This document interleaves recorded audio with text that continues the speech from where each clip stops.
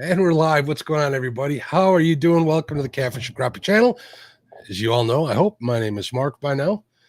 Let's start off by saying hello. We're having tonight. Well, tonight we're going to do one of the AMAs, which is short for Ask Me Anything. So basically, we're going to have questions for Ted. So if you got any questions, you'll be able to answer them today, and he'll be more than happy to answer that. I'll probably say that again once we get the podcast started. But let me say hello to everybody that's in chat here. I see my sister. How you doing, Betty Jean Cross over at A Couple Crosses Fishing? She's a crew member. Thank you, dear. There's Adrenaline Jackie. What's going on, Jackie? Thanks for stopping in, dear. I appreciate you. Miss Annette Morgan, how you doing? There's crew member Avid Fisherman. What's going on, Avid? Good tournament this weekend. One day went 12 hours. Holy Toledo, that was a long day. Brian B. Catfishing, crew member. What's up, Brian B? How you doing? Carmel Muncie in the house. There's Central Valley Adventures. How you doing, CVA? Chucky Morgan in the house. How you doing, Chucky? There's the great Miss Cindy Stokes. How you doing? Crappie Dave Fish On, crew member. What's going on, buddy? How you doing? Creole Catfishing. How you doing, brother? Let's say hello to Dan Thompson, crew member. What's up, Dan? Downtown Ernie Brown. How you doing, bud? Fish Ranch House. How are you? There's Fishing with Big Mike in the house. He was live last night. I caught some of that. I see Fishing with Squirrel. Great job on the tournament this weekend. Way to give it your all. I know you're in there for a long time, but until you didn't have any lights left, that was pretty cool. Fishing for Whiskers. Fly Guru Chronicles. He's a new guy. You can follow him on Instagram. I know me and him are friends on Instagram there, so I think you can go to my Instagram account, which is the same name, Catfish and Crappie, and look at who I'm following, and he'll be there. And there's Freddie Freddie from Freddie's Outdoor Adventures. What's up, brother? He is a crew member. Freddie got a new grandbaby and a new boat.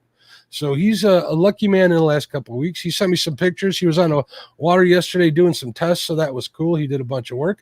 There's my friend Haley Mize. How you doing, dear? Thanks for showing up. Hillbilly Hippie Bitech, like Lyle says, but that's not what it means. I know what it means. HS Outdoors Adventures, what's going on? There's Michelle, it's all mine. I heard you were cooking some great food tonight. I got real jealous.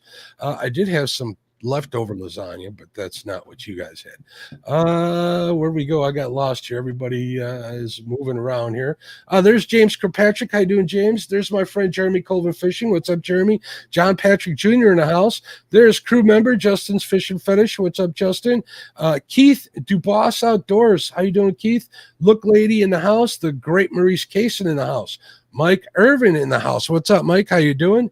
Mike's Fishing Home crew member. Hey, Mike, what's going on? You can always check his show out every night. I think every night of the week, maybe one or two nights. It doesn't. Late nights here on YouTube.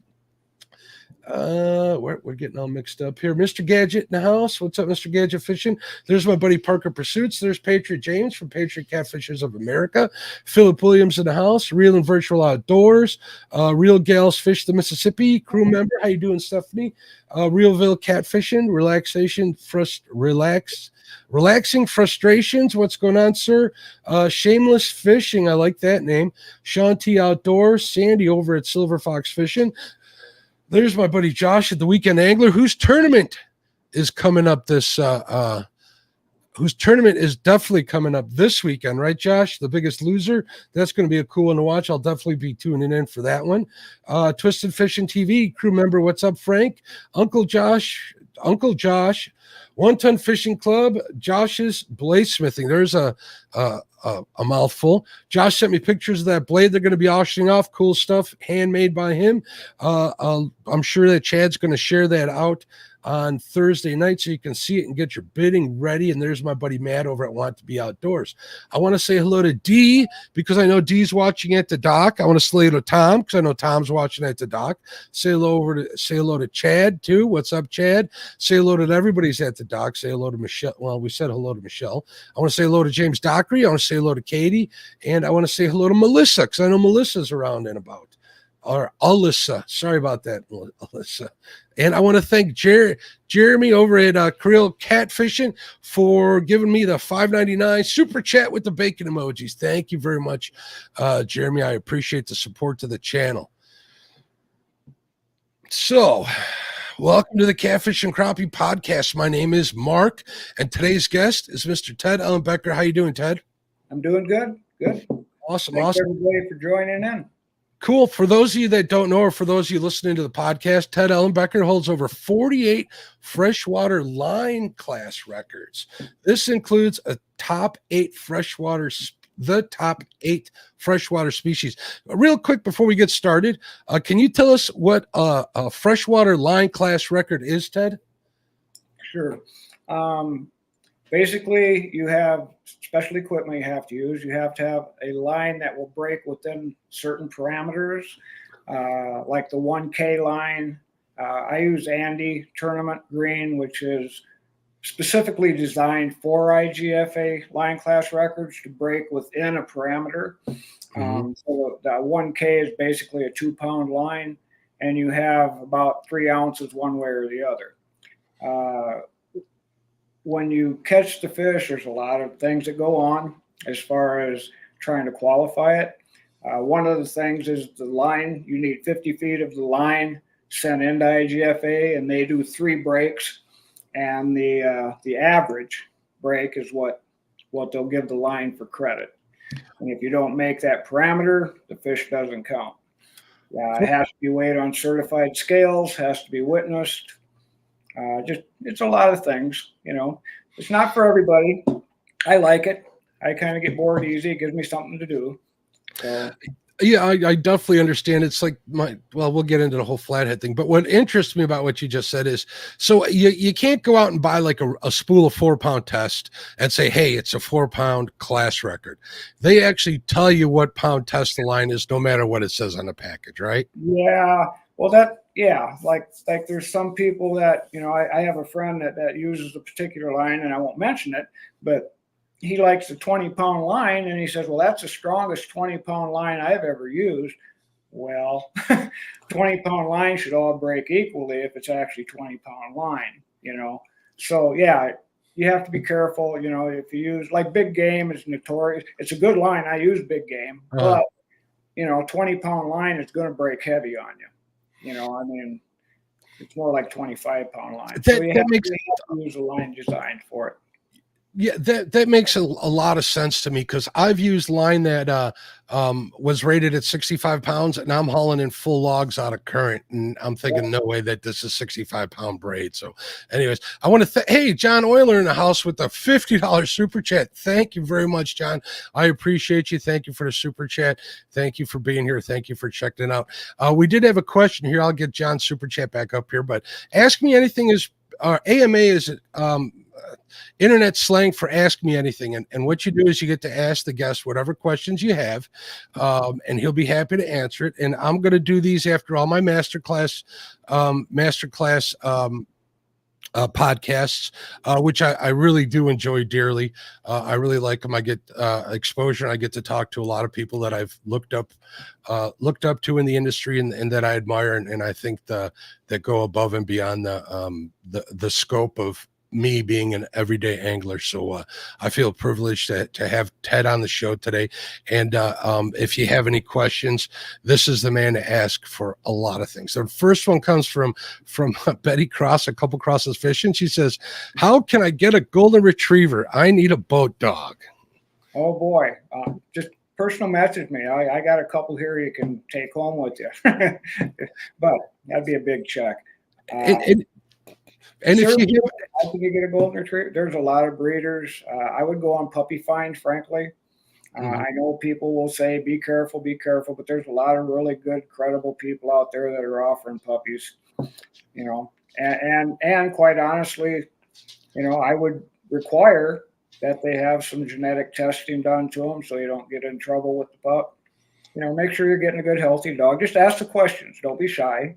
You deserve to get a good dog. Ask some serious questions. But there's a lot of people out there that have goldens that make good fishing dogs for you. If you're going to spend that kind of money, don't be afraid to ask questions, no matter how dumb you feel asking them. That's one thing that I have no problem doing, and I think that's made me more informed, whether it's fishing or purchasing, a dog or anything like that. There's no shame in it. So I know that Betty adores those Goldens, and I know that you caught her eye when I tagged her in one of your posts, because the ones you're breeding right now, they're more or less they're hunting dogs or they're breeding stock, correct? Yeah, these dogs that we are working with right now generally are going to go to basically a show home or another breeder Okay. trying to improve their stock. So they're like kind of like the performance dogs of the dog world, right? Yep, they are. Yep, they Cool.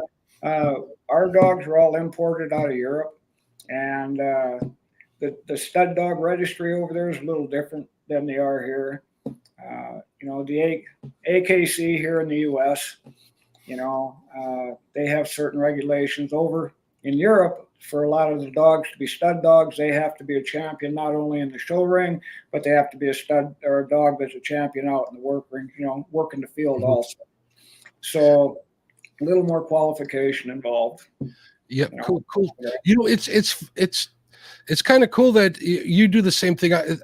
I did another master class with David Weiner from Iowa, and he's a breeder too, like in that class of breeding. So it's for you two to have that in common says a lot about how you're fishing or how you go about fishing and life in general. So we have a lot of passion for the outdoors, whether it's fishing, hunting, or even dogs that go with all of this. It all fits together. Let me say thank you real quick to Real Gals Fish to Mississippi. She's been a crew member for 3 months, and I saw that Fish and Freedom, Richard, he says, because Real Gals Bacon. He's been a member for 8 months. Thank you very much, guys. We appreciate it. So let's see if we got any other questions here before we go off on a dog tangent. We'll do that a lot of times. What's going on, Kevin Palmetto Cats? I see Ricky over at Solo Tex Adventures. There's Matt at Want to Be Outdoors. Sorry, Matt, I don't remember if I caught you or not earlier. There's Michael Morello over here with Morello Family Fishing. He broadcasted Lauren's first T-ball game. I caught part of that. That was a good show here. Let's see if I missed anybody else. I saw a question over here somewhere. So here we go. Justin's fishing fetish. Let's see what Justin's questions. Can Ted tell me where to catch a huge flathead on Lake Wiley this week? Now, there's an open-ended question. Yeah. Well, first off, I don't know Lake Wiley, so I can't speak about that. But do you know what state that's in? Just to start with. Where's Lake Wiley? Is it in North Carolina, South Carolina, Virginia? Okay. Well, you're about a month and a half, 2 months ahead of us then. I would probably look for some incoming water into that lake. If it's a dammed up lake, I'd be looking for a current flow of some sort. The fish should be moving up and feeding real heavy right now, actually. It really should. It should be perfect down there. But I would try to find current if I can. If I can't, I would be looking for back bays with the shoulders, mouth of the bays with some cover on them. The fish are going to start wanting to feed up in the shallows at night this time of year, and they're going to start looking for good cover. But go with flow if you can find it. That would be my best advice. But I don't know the lake, so I like that saying. Go with the flow. That makes a lot of sense to me. Why is flow so important to fish like flathead? Well, it helps them hunt. Number one, below a dam, it will position. Flow or current is probably the biggest positioning element in any body of water, and it's the stronger it is, the more power it has. Obviously, it positions the bait fish is what it does, and the big fish just wait on the sides, wait for the bait fish to come cruising by. It's kind of an ambush thing. Mm-hmm. The little fish just don't do real well in a heavy current, so they're working the edges, and that's why, like the current seams, the big fish are in the current seams most of the time. Well, that's where the little fish are pushed to.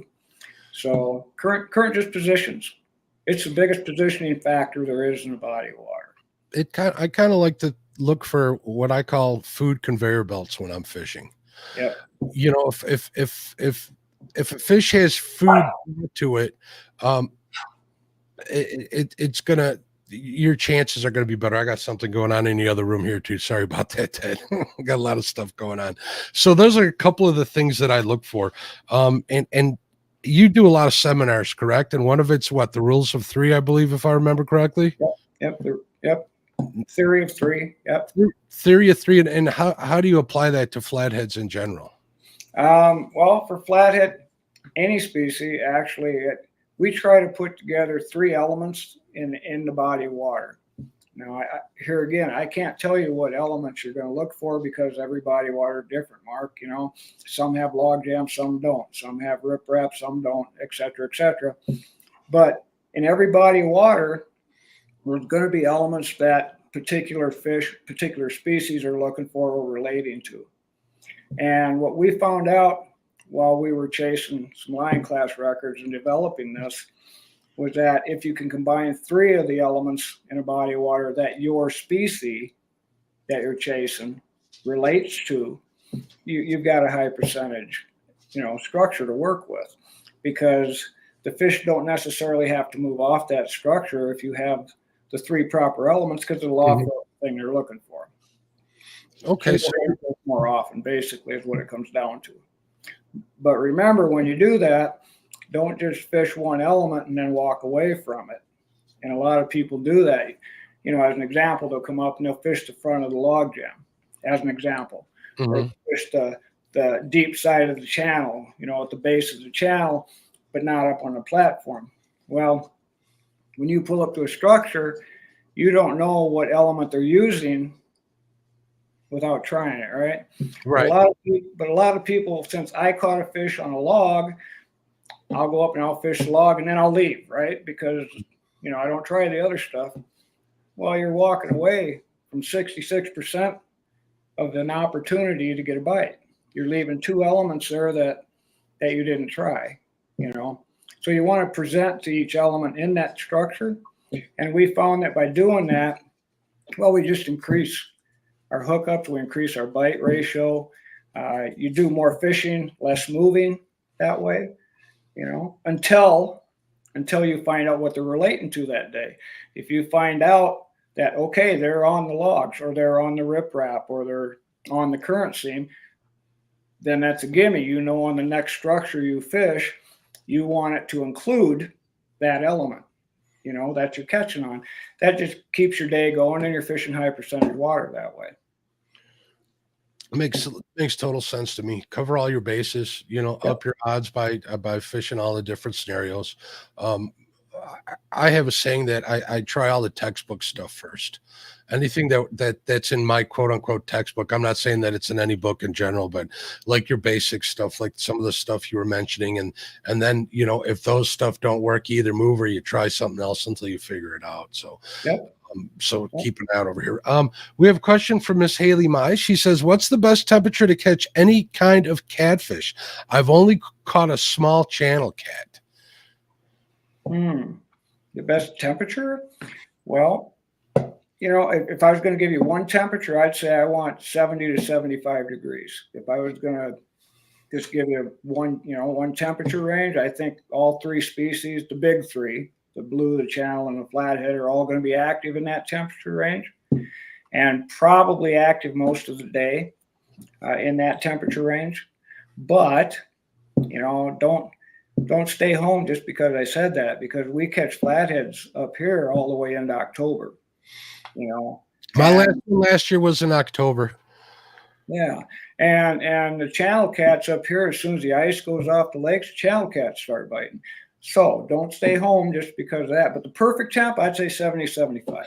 That's when they're the most active, right, Ted? I mean, they'll channel cats especially, they'll bite any time of the year. It's just how fast you can get them to bite and how aggressive they do bite. So at least that's been my experience. Yep. So hopefully that answered your question, Haley. She's a younger lady that's found the channel here for my tournaments, and I'm always happy to see her in here. It always gets it makes me feel good that we're not only getting somebody that's young into the sport that is carrying on the traditions of her father. I understand her father has a boat and takes her fishing, but that it happens to be one of the lady anglers, one of the future of definitely future of the sport. Matt, and we'll get back to that real quick. I want to talk about that later too. Matt over at Want to Be Outdoors says, "What's Ted's personal best walleye and northern pike?" And then Okay. he asks, what's his go-to colors for both? And Okay. before you answer that real quick, if you have a question in chat, just like Chris put in there, if you could put some sort of special character or a question mark emoji in the front, that'll guarantee that it's easier for me to find. So again, Matt over at Want to Be Outdoor says, what's your personal best walleye and northern pike? Okay. Well, for the walleye, I'm going to have to say, I believe it was probably 8.25, 8.5, but we did not scale the fish. So I can't give you a scale weight. Okay. But she was right at 28.5, 29 inches. That's a She's doozy. she's a good sized fish. Northern pike's a little right between 18 and 19. He was right at 18.5 on the scale. So that's, nice fish, nice northern, not up in the 20s, but nice fish. Yeah, and that 30 pound or 30 inches for a walleye, that's like the magic number that everybody's trying to get. It sure is. Yeah. It's that number 30 haunts anglers. The number 30 for channel cats, for walleye 30 inches, channel cats 30 pounds. You got 20 inches for smallmouth. There's those numbers. You got 3 pounds for a crop, even though some people catch 4s, but they're even more hard to come by. So very cool. Let's see if we got any more questions here before we got colors here for this gentleman yet? I'm sorry? You wanted to know colors on this, I guess? Yeah, in the colors, you go to colors for those. Yeah, well, for northerns, depends on the type of water. If I'm up in Canada fishing tannic, I like hammered gold. Like a gold doctor spoon work really good for you. And I found the gold for some reason, maybe because it imitates a walleye a little better, seems to work the best for spoons. For bucktails, I'm going to go kind of a tan, almost like a smallmouth bass combination with a gold blade. That would be my favorite color there. For walleyes, that gets a little more complicated. I kind of what I call water specific. If you want to just main colors, you want to include, there's 2 chartreuses, by the way. You have a yellow chartreuse and a green chartreuse, which is a combination of yellow and green. Which one is heavier? A yellow chartreuse will hold a little more yellow pigment. Green chartreuse will hold a little more green. That is the most visible color to walleyes. So if you're going in murky water or stained water, I would probably go with a yellow or green chartreuse. Okay. If I'm going in clear water, real clean water, then I want to stay a little more natural, kind of like a minnow. Maybe a dark back, like a black or a purple back with a white or a pearl white, hopefully, belly, and tipped with a minnow, that kind of thing on a jig. Silver and black, Rapalas, that kind of thing, works really well. But, if you get into dark or deep water, purple and pearl white, orange. If you're really confused and you're not sure, go to an orange. A light orange will pretty much cover all your bases for a walleye. That's got all those colors of that spectrum in it, right? That's probably why that works. Yep. Yeah. Yep. Cool stuff. Yeah. And what do you consider deep water where you'd turn to a purple? This is me asking this question. Where you start losing light. So it'll kind of depend on the clarity of the water. Some water you lose all of your light at 15 feet. Some of the water at 30 feet, Crow Lake up in Canada, you don't lose it until 50 feet. But where you feel like you're starting to lose the light penetration, then I would go to like a purple and a pearl white type thing, I'm happy to hear you say that because I was on the Wisconsin River walleye fishing just a few weeks ago. And as soon as we hit that 20-foot water, they quit hitting 20-foot deep water. They quit hitting on minnows and a jig. And we switched over to purple plastics because that's what I had. And boom, they started hitting on that. So that explained a lot to me. So you start losing the light penetration, and that purple color for some reason just comes out for them. Cool. We got Ricky over at Solo Text Adventures. He says, what is better for bank fishing on a lake during these windy days, upwind or downwind banks? Basically, where do you want the wind blowing when you're fishing a bank is the question, I'm guessing. Yeah. Well, first off, the windy day, you don't have to fish on a windy day if it was windy the day prior. And Mark, you've said this before too. You fish the weather from yesterday or even up to 3 days before. I've gotten the habit of looking at the last 3 days of weather and keeping track in my log when I plan on going fishing, which way the weather or the wind's been blowing and what the directions it's Yep, from. yep.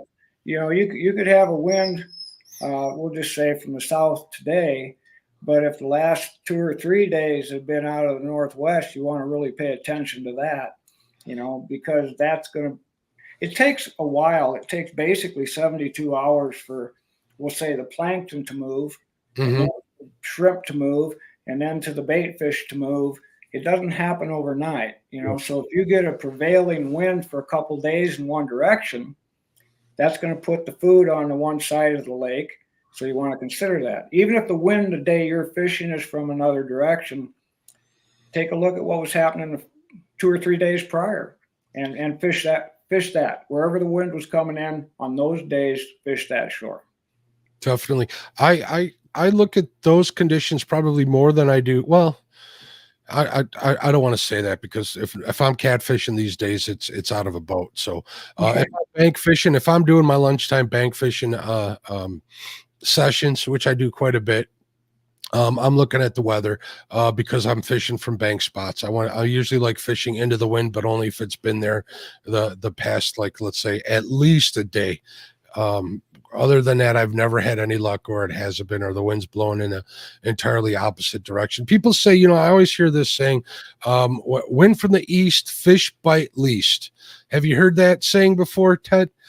Oh, I've heard it, I but don't believe it because one of my favorite spots in the world, I need a wind from the east in order for it to be productive. So yeah, I always hear that and say, well, I don't believe that so much. So I think that would depend on the body of water. it Personally. it depends what side of the lake the creeks where the food's coming from. I'm getting Yep. fresh water out of a creek from the west, heading, it's flowing easterly into the body of water. It's a big flat coming in. In order to get fish to come up into that flat and get out of the depth, they got to have a reason to do that. And that would be the bait fish, obviously, I'm thinking. Yep. And you're doing just like you're saying, waiting for the plankton to come up, the freshwater shrimp, the bait fish to follow that stuff, and so on. So whether it's shad or shiners or whatever, I try to do that. So try to follow that thing. So there's some good tips. So let's see if we got any more questions here. All right, we got a question from Indiana Chris. Do you think barometric pressure has an impact on river fishing? Not as much as on lakes. You've got moving water. A lot of things stay a little more stable, whereas on a body of still water like a lake, let's just say the barometer is going to affect it more. If I had a choice, I would fish a steady barometer all the time, but that's just my personal opinion. But if and I might be off on this one for some people's opinion, but if I can't have a steady barometer, I want a slight fall in the barometer. Okay. Personally. I think the fish get activated by the fronts coming in a little bit. So yeah, they do. But the rivers, I don't know. River fish are just a lot more stable. Just same with temperature. There's kind of a misconception. I get kind of kick at some of the people around here with our smaller rivers. The water is flowing. The water is moving. They'll get a 5-degree temperature drop one way or the other. Well, or it heats up a little bit, well, the fish are going to be deep. Well, if you fill up a sink with, we'll say, cold water, and then you put a little hot water on top, right? If it's sitting still, you can hold your hand in there and you'll feel the temperature change. But go ahead and stir it up. Now the whole thing's the same temperature, and the river's the same way. I don't pay a lot of attention to barometers or temperature on rivers. I fish literally just structure on rivers, and which includes current. Any element on that body of water is what I look for. I don't pay attention really that much on the rivers for the other stuff. I really don't. It's kind of like it's like constantly mixing your drink. The ice cube's going to melt, the temperature's going to level out. there's a lot of things. There's no thermocline in a river. Yep. Correct me if I'm wrong. I don't believe there is, unless it's a really, really deep Well, river. unless you got a 100-foot hole somewhere, yeah, there really isn't. No. And I just don't fish rivers that would have any water like that, let alone have to worry about it. So the only thing I'm going to add something there, Mark. The only thing that I would pay attention to is if you have a smaller, shallow or medium-sized, shallower river, and you get into like the midsummer, and you've had several days at 100 degrees. Now you're talking oxygen situations. At that point, if you can get below low head dams or ripples where the water is actually mixing up, you will have a higher concentration of oxygen, and that will hold fish. So that's something to think about there a little bit. aeration has a lot to do with it. I mean, in the dead of summer, I fish a couple of ponds here, just one of them lunchtime fishing sessions here. And I'm going to the ones that have aeration or they have a fountain in it. I seem to do a heck of a lot better just for that reason. It's easier. Yeah, it's easier for the fish to breathe when two things, that what doesn't get evaporated gets returned to the water a little cooler. Plus, aerating water is as simple as agitating it, right?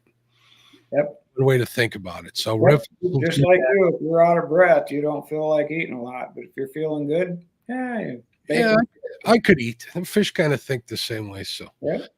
Frank over at Twisted Fishing TV's got a comment here. He says, the greatest skill to learn is how to read the water. Also, the absolute hardest thing to teach. I kind of agree with that. I know I used to drive my grandfather crazy when I was young and didn't want to listen to him when he tried to teach me all that stuff. And now I'm kicking myself. So I guess my tip is for the young people out there listening on the podcast or in chat here to listen to the older folks when they're telling you how to fish. If they're telling you to make your bed or eat your vegetables, you don't have to listen to that. But other than that, if they're telling you how to read water or how to read a river, I'm not going to say lake because I'm not a lake fisherman. I'm a river person. So to them. But you're absolutely right, Frank. I couldn't agree with that more. Let's see. Fishing Freedom has a comment. He says, my last flathead last year was in December. Water was still 60 degrees, like in cooling plants and stuff. How do those affect fish? The cooling plants? Yeah. Sure. Anytime you have, is what it affects basically to start with is the bait fish. Like below the power plant's net, the water, you got a warmer water discharge.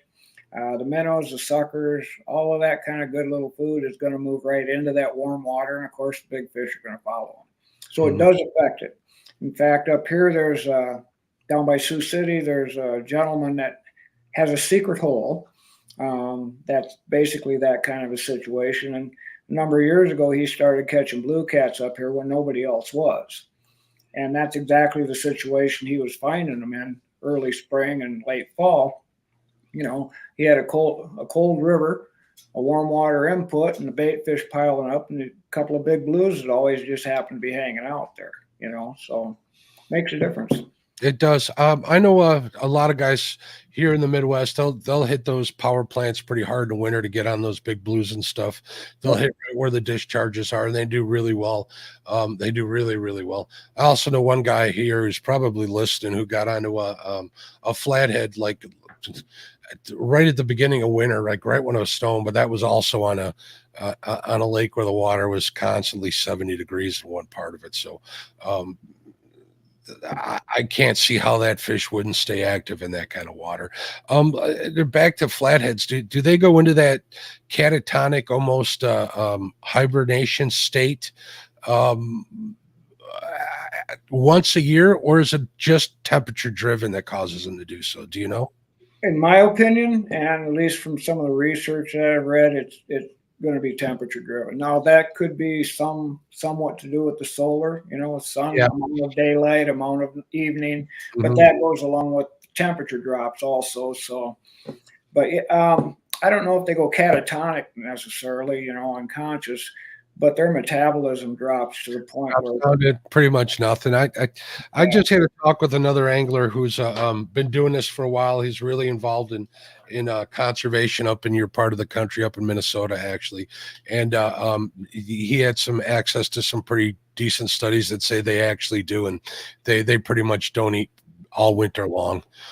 People say that they bite or whatever. He's a firm believer that they snag. What I tend to believe with him, but not general making general statements like that. There's always going to be exceptions to that. I've learned that. Yeah. There's very few absolutes in anything, but I've watched some videos and seen some pictures of divers where these flatheads in the winter, they've actually got a 1/4 inch of silt on their back. Mm-hmm. They're not moving much. They're not very active if they got a 1/4 inch of mud laying on their back. I got bored one day in winter, and I was out scouting for walleye, and I came across a wintering hole here on the Fox River by total accident. I'll never go back to that spot again. But they were stacked in there like cordwood, and they were barely moving. They were there, and they were. You could see them clear as day because in the winter the water gets real clear here. It gets really shallow, and they were just laid up under here and. Kind of freaked out. I'm like, oh, I'm not supposed to see this. I'm going to leave now. But it was something cool to see. I've seen a lot of those videos and stuff, and I can understand somebody getting one of them once in a lifetime. But when it comes to someone who's constantly catching them in Arctic or really really super cold temperatures or in the middle of winter, that they might just know where they're at and they're across or whatever they believe. Pontoon Jody says I caught 7 flathead last month, ranging from 22 to 27 pounds on 51 to 54 degree water. I'm guessing is what she's saying. 50 degrees is our magic number here on my river. Yeah, well, and 50. That's fine. Up here, they'll start feeding. I'll go fishing for flathead in 50-degree water. I'm going to try to put the bait right on their nose. But I would also kind of caution people to pay attention a little bit when they're looking at temperature, because geographically, the starting temperature, if you want to call it that, when they're going to bite, when they're not, can change depending. How do I say it? Okay.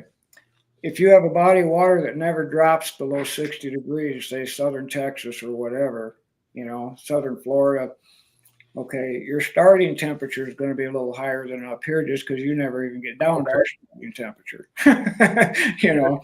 So you got to kind of think about where you are. Yeah, and I know Jody's down on the Tennessee River, so she's a little bit even further south than I am from you. So that could definitely be a case. Also, we did mention or touch on the whole lunar phase and what it has to do with a lot of it. That might have something to do with it too, on whether or not they're active or not. I mean, if I see a full moon, I'm still going out, Ted. I don't care. If I get a chance to go fishing, I'm going fishing. And I've caught fish on full moon nights. So I don't know if I so much believe it or not, or if I hit them on the head. Who knows? I don't think anybody truly knows, or do they? Well, I know that according to IGFA, the International Game Fish Association, they're about 30 per. Oh, you still got me? I lost your picture here, Mark. No, I still got you. Clear as day. Okay. The IGFA, about 30% of their world records has been caught in a 10-day time span of the full moon. 5 days one side, 5 days the other. Okay. Now, is that because more people go fishing then? I don't know, maybe. But fact is, there's been more records caught in that time frame. So that's interesting. Now, is that across that 10-day span, or is that outside of the 10-day span? Are you talking? No, in the 10-day span. In that 10-day span. Oh, so that's 5 days prior to the full moon, 5 days after the full moon. That's interesting. Yep. So, If you want to pick a time, and that's if you got 1 week to go fishing the week of the full moon. According to IGFA. My buddy Ryan over at Setting Hooks and Crossing Eyes says, "What's a good speed for trolling walleyes?" I want to know the answer to this one too. Okay, well that depends on the walleye mood. If I'm doing Lindy rigs, like a leech type thing or a worm harness, right? Is that the same thing? That'll be a little different. If I'm doing a Lindy rig, which is just like basically a plain hook, maybe a 4 or 5 foot leader and a small weight, just enough to keep it on the bottom. I'm going to go probably 0.5 to 0.8. Now, if I'm going to go to a crawler harness, okay, or a spinner with a minnow, that type of thing, I'm going to bump it up to about 1.5 miles. Mile and a half, mile and 3/4. Yep, you want the blade spinning, and if you get the blade spinning properly, you're using a bottom bouncer with this. Hmm. Blade spinning properly, it'll actually give your harness a lift, and it'll hold that harness up off the bottom about a foot while you're moving. If I'm going to go plugs, anywhere from, well, depends on the plug and the depth, but anywhere from 1 mile an hour up to 3 miles an hour if they're really active. Or if I'm targeting big fish, I just want a big walleye, I'm going to run 2.5, 3 miles an hour. I'm getting into the walleye game, so mine is any walleye. That's what I target. I don't care. Yeah. Get them on the end. So it's been kind of cool. I learned one thing, that I've overcomplicated things in the past, and I got to fish with a young gentleman who says, "Mark, you're thinking too much. Just fish." I'm like, "All right." And there we go. We had a whole bunch of them in a boat. That was a good day. Anyways, that was me sidetracking here. Hopefully that answers your question, Ryan. Creole catfishing asks, in a high, fast, trashy river situation with big yellow cats hunkered down in their home, and wait. Will big yellow cat hunker down in their home and wait it out, or could they move locations? Okay. Yellow cat being a flathead. He's from Louisiana. He calls him yellow cat, so I figure I need to do a little translation here. Okay, if you've got a high current flow, we'll say like a rising water, I think is what He's talking Mississippi or the Atchafalaya, so he's talking. And you got some trash in the water because it's pulling in off the banks. It's come up on the banks. It's pulling some branches in, whatever. Yeah, the flatheads will still move, but fish tight to the bank. The dirtier the water and the more junk in the water, the tighter to the bank channels, blues, and flats are going to hold. It's just the way it is. People don't do it. They always try to cast out the middle of the river. A couple things go wrong there. Number one, the more line you got out, the more junk you're going to hook up on your line. And number two, the fish are going to pull tight to the banks. So, yes, they'll move, but they're going to be totally different than they would in a normal water flow. They're going to be really tight to the bank. They might be right under your feet, believe it or not. So you could take advantage of those situations by, almost like in a drought type situation where they're more concentrated to a smaller area, right? Oh, absolutely. Yep. They don't want to fight that. They don't want to get hit in the head by branches and junk and grass and everything. And the bank actually gives, any river situation, the closer you are to the bottom, the less current. That's just the way it is. Okay. Mm-hmm. Up top is going to be your faster current. Up right against the bottom is going to be your slowest current. If you add the bank to it, it slows that river down for them. Okay. It gives them some cover, and they know where they're at.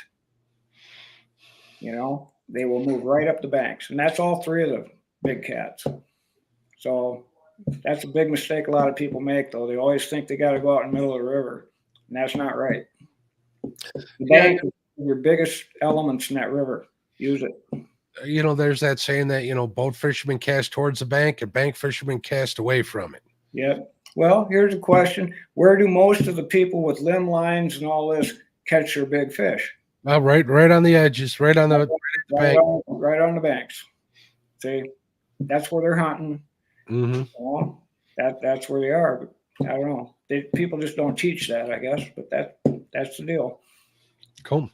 Look, lady has a comment. He says, I've caught 230 inches in my teens and in the 90s on Lake, in my teens in the 90s on Lake Erie. Lake Erie has got a lot of good fish, doesn't it? Mm-hmm. That's a big one. Let's see what other questions we got here.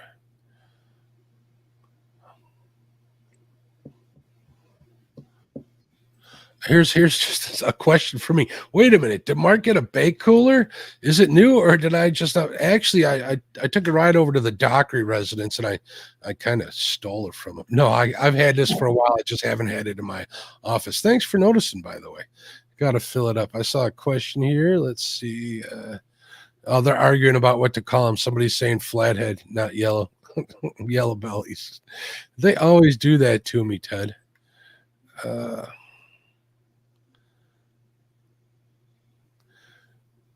Yeah, how does we got some discussion in here about the size of the waters. How does size of water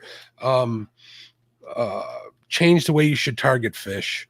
It just doesn't mean big fish. It means a lot. It's a lot bigger of a haystack to find that needle, isn't it? Yeah. Well, obviously, the more water you have, the more area you have for them to go. So it just becomes more important to focus on areas that have the elements your fish are looking for. You can eliminate probably 90% of any body of water if you really put your mind to it and just try to figure out where the fish will be because of what's available in the water. It's kind of like fishing where a lot of people dive into the deep water in the lake, Well, if you think about it in the lake, thermocline and the deep water fish aren't going to be there. How many weed beds do you have in the deepest water? None. Usually the deepest water is silted in. There's always fish shallow. I would start mid-depth on any lake. By that, I mean, say it's 50 feet deep. If I don't know the lake and I don't know anything about it, I have no information, I'll probably start at 20, 25 foot and be looking for structures that will hold fish I'm looking for in the mid-depth. And if I don't find them in the mid-depth, I'm going to go to the shallower water because, believe it or not, there are always some fish shallow. If anything, the bait fish could very well be in the shallower water, right? Yep. That's where the weed beds are, along the weed lines, the trees that have fallen in off the banks, the riprap that's been pushed in, the docks, just everything. There's always more elements in the shallower water than there are in the deeper water. So you're going to hold more fish. Cool. Sean Chili has a question. We're going to touch base on barometric pressure again. He says, does barometric pressure lose its effect on fish once you hit a certain depth of water, 20 foot, 30 foot? Imagine we're talking about a lake.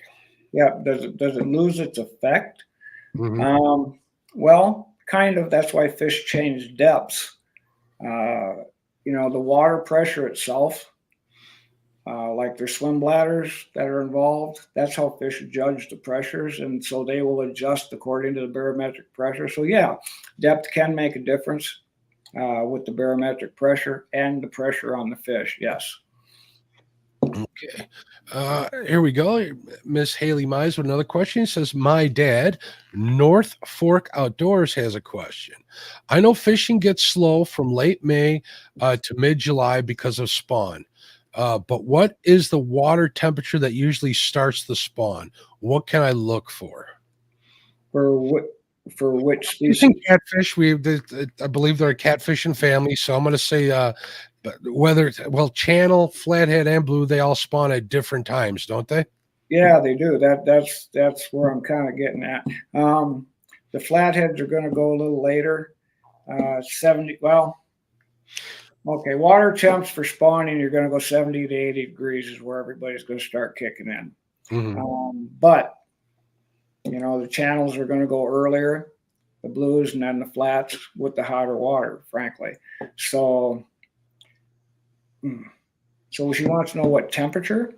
It's yeah. Now, correct me if I'm wrong, but it doesn't just have to do with temperature. It has to do obviously with lunar phase, right? The amount of day. Yeah, and all the fish do not spawn at the same time. No. I mean, even the same species do not spawn. There's always some fish that will bite. Yeah, I'm always catching it. I know spawn's happening when my size goes down dramatically in flatheads. Yep. I won't catch a 5, 6, 7 pound flathead all year until they're in full spawn. When I quit catching the 15s, the 30s, that's when I'm pretty sure they're in spawn. So that's what I look for. That's when I change it up to some other kind of. This year we're going to try for some summer smallies. We're going to change it up when that happens. So I'll leave them rust and not wear them out. So hopefully that answers your question, Haley. Fly Guru says, long, short, but the rivers I fish in late spring, early summer, flood and rise 5 to 7 feet. The swamps then flood and the fish scatter. Where should I focus my efforts to find channel catfish? He's in Florida, I believe. Okay. So is he dealing with tide or is he dealing with actual floods? I don't know. He mentions flood here and there. Okay. Well, in rising water, the channel cats are going to go to the shore. That's all there is to it. They will. And there's some research been done on channels, just so you're aware. And this is a mistake a lot of people make with channels. Maybe this will help you. I hope it does. A lot of people think during the day for channels, you want to be way out in the mid channel, right? I mean, that kind of thing. You don't. They've tracked these fish, and a channel cat during the day will spend more time closer to the bank than the main channel, regardless of the weather. They just do. Okay. If you're talking midsummer, they're going to go more towards a clay bank. Okay. Spring and fall, the channel is going to go for the riprap. Okay. Mm-hmm. And winter, they're going to go for mud. That's Just the type of substrate you're going to be looking for that will hold more fish. During the day, they're going to be tighter to the bank than the main channel. At night, they use the main channel to travel and to go hunt. Okay. So right. they're moving up. But during the day, they're not. They're off the side of that big, heavy current. So I hope that. And if you have a flood situation, they're going to be even further away from the main channel during the day. Learn how to read your electronics so you know what kind of bottom you're over. That's Yep. my piece of advice there. So cool. Indiana Chris got another question. He says, do you target coves or creeks on a river in early spring, or mainly cove cover or mainly cover / structure? In the spring. If I'm fishing in the rivers, I want something that's going to stop the fish because they're moving real hard. Mm-hmm. Channel cats will move a lot. Flatheads will move up to like 25 miles if they're a big fish. Blues will move a lot. Something that stops the fish, a low head dam. It can even be just a ripple with a current break coming down off the top, but something that stops their upward movement is what I would look for in the spring, because that's going to concentrate fish. They're going to come up and they're going to pool up under those things. And the log jams I don't worry about until, up here until middle of June, July, and then I start hitting log jams. Gotcha. So cool. Good to know. I'll have to use that advice. So Ricky over at Slow Tex Adventure says, maybe a silly question, but so is what they call a shad kill die, is that due to thermocline? Actually, shad will just stun out with sudden changes in water temp or too cold of water.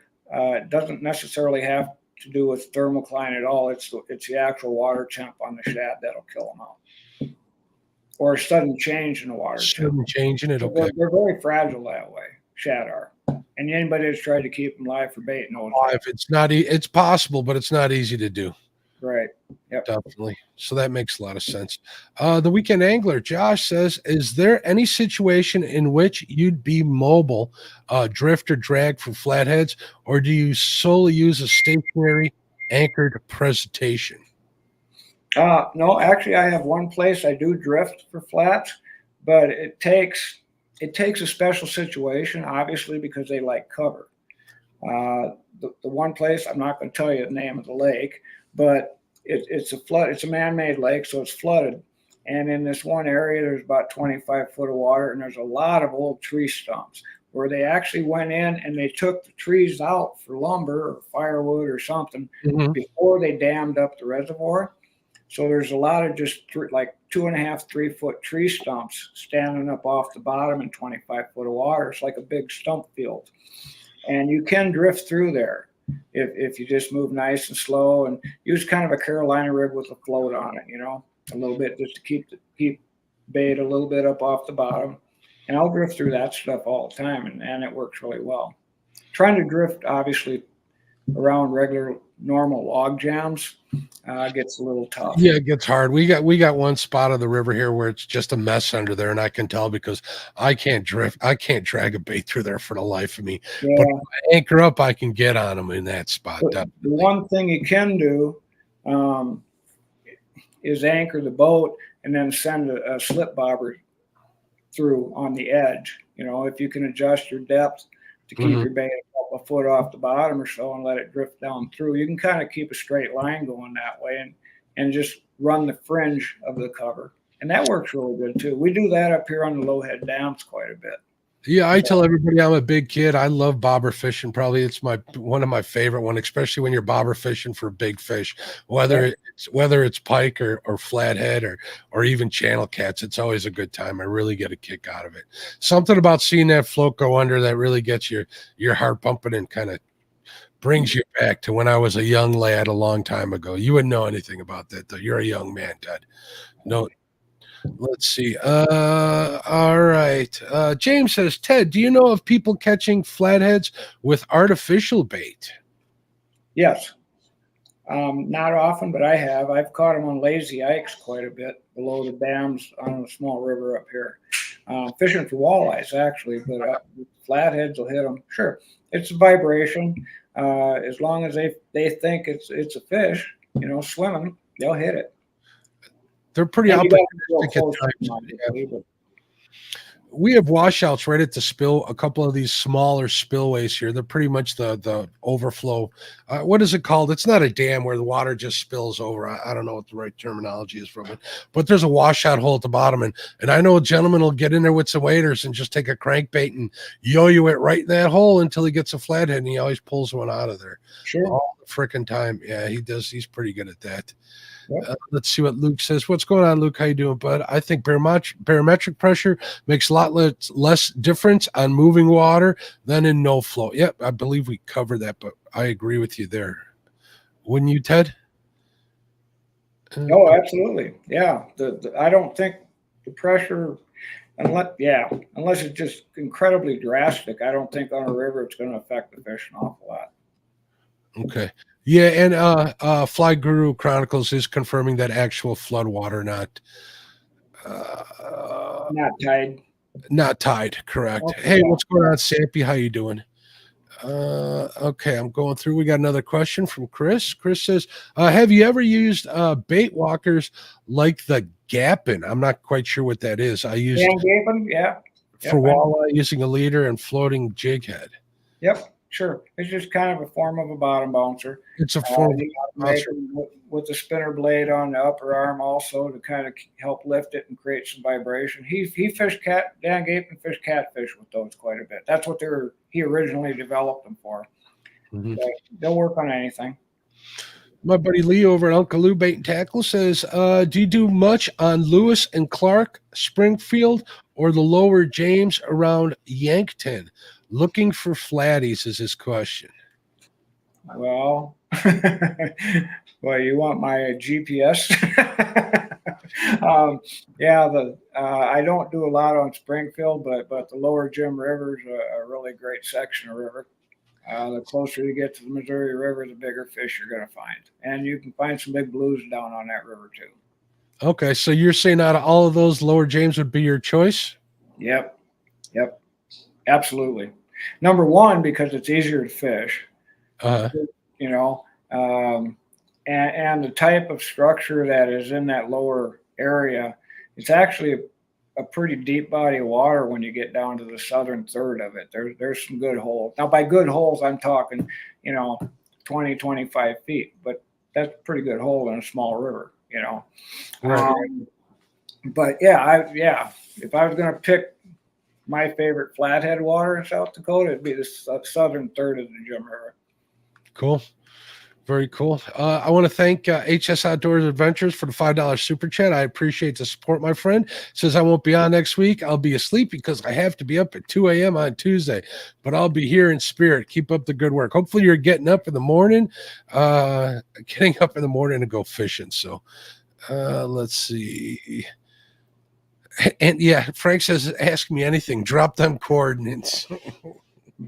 Cool. I think we got all the questions answered. I think they're done asking. So I appreciate it. I am very grateful for your time. I know everybody in chat's grateful to see you here. We still got 70 people in chat, which is a good sign. So thank you, Ted. Is there anything you want to plug? You got anything coming up? Well, yeah, real quick, I got a new seminar that I'm going to be working on and a new video that we're going to be working on for Amazon, and it has to do with fishing log jams. We call it slipping timber, and there's 2 presentations involved. One is slipping timber, and the other is ambushing. And we show how to use it as a system when you get on a small or medium river and you're going to spend the day. And while you're doing that, you're looking for a place to spend the evening. And so that's going to be kind of a good one. I wrote a story about that about 20 years ago, and then I kind of forgot about it. And it came up again, and I thought, God, that'd make a great video. So that's coming up this summer. Cool. I look forward to seeing that. When you get that out, let me know, and we'll make sure we'll post links to that for you as well. I love hearing from you, Ted. So thank you again. I want to remind everybody that if you haven't hit the thumbs up, please do. If you're listening to us on the podcast, I'd appreciate it if you followed us. Also, I want to remind everybody that Josh over the Weekend Angler has his biggest loser this Saturday. Also, Chad from Fields to Water is doing his fundraiser for Camp Centurion on Saturday. So check out the Fields and Water YouTube channel. We want to make sure we raise a lot of money for those veterans. It's a really good cause. I know Uncle Josh over at the 1 Ton Fishing Club donated a knife that's going to go up for auction. There's going to be a bunch of donations and a lot of cool stuff. So let's say goodnight to I want to say goodnight to everybody. Thank you again. Thank you for the super chats. You guys are awesome. Thank you for all your support. And most of all, and thank you again, Ted. I appreciate you, my friend. If there's anything, thanks everybody for joining us. Wonderful. All right. Have a good night, everybody. Bye-bye.